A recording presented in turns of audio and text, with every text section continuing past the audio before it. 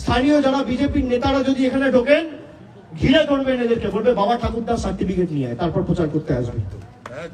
বাবা ঠাকুরদার সার্টিফিকেট নিয়ে আয়, তারপর প্রচার করতে আসবি, বেঁধে রাখবেন।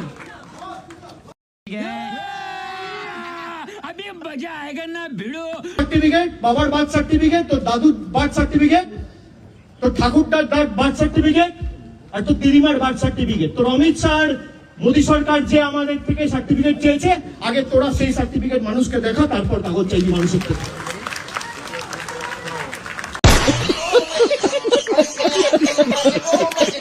আর কোনো কারণ নেই। মমতা বন্দ্যোপাধ্যায় না থাকলে ভয় পেতেন, তৃণমূল না থাকলে ভয় পেতেন। যতদিন আমরা আছি নিশ্চিন্তে থাকুন।